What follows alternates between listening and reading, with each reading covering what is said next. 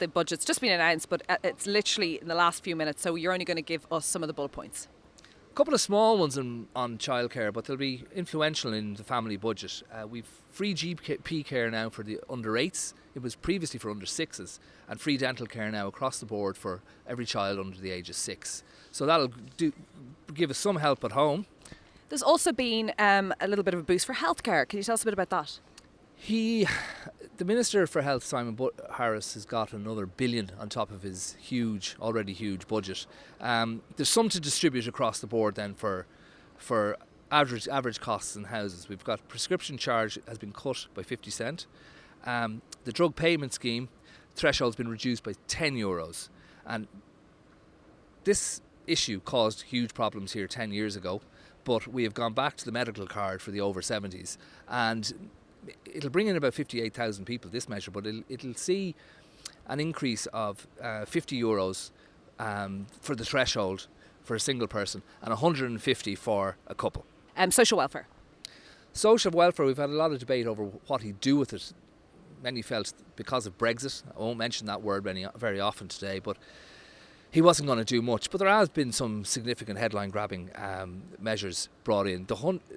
The Christmas bonus, which is a double payment for social welfare recipients, will be kept in its entirety this year. It back to 100%, which hadn't really been expected.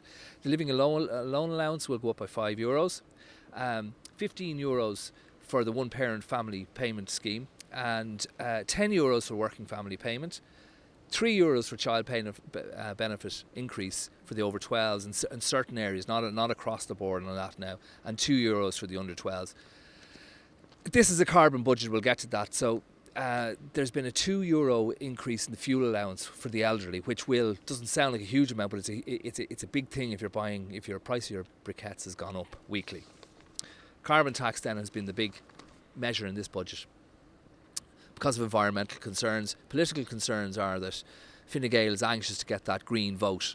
The balance to that is that green policies aren't hugely popular in parts of rural Ireland, for a variety of reasons. That's not to frown on rural Ireland, but they also want to get the votes down there as well.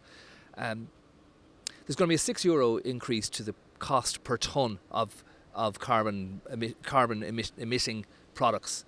That adds up to about €1.02 for an average €60 fill on a tank of petrol, €1.17 for a tank of diesel, €1.44 for a 40 kilogram bag of coal, and 31.2 cent per bale of briquettes. So those will hit houses. You'll see it across the board, but it's seen as necessary to save the environment. There's a raft of increases. We don't have time to go in here for the purchasing of electric vehicles.